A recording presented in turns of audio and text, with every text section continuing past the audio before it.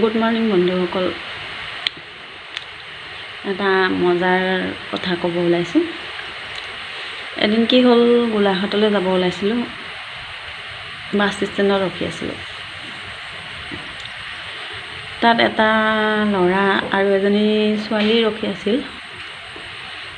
তাৰপিছত ল'ৰাটোৱে ছোৱালীজনীক ক'লে, ভণ্টি তোমাৰ লিপষ্টিকৰ কালাৰ বৰ ধুনীয়া। ছোৱালীজনীয়ে ক'লে থেংক ইউ।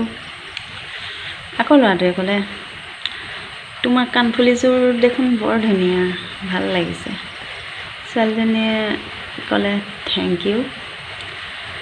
ল'ৰাটোৱে আকৌ ক'লে যে ভণ্টি তোমাৰ কিন্তু নেকলেছডাল বহুত ধুনীয়া লাগিছে দেই। তেতিয়া ছোৱালীজনীয়ে ক'লে থেংক ইউ দাদা। তেতিয়া ল'ৰাটোৱে,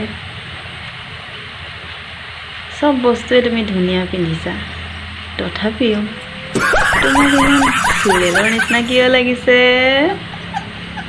বন্ধুসকল, হাঁহি কান্দোন সুখ দুখ এইবোৰে জীৱন নহয় জানো? জীৱনটো কটাই নিবলৈ অলপ ফূৰ্তিৰ প্ৰয়োজন হয়।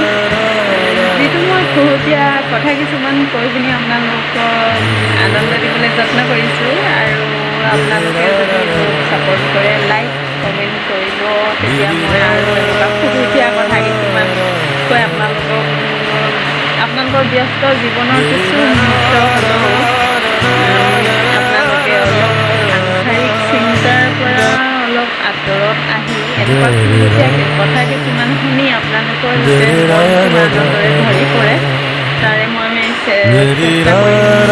আপোনালোকে প্লিজ লাইক এটা কমেণ্ট এটা কৰিবলৈ নাপাহৰিব দেই।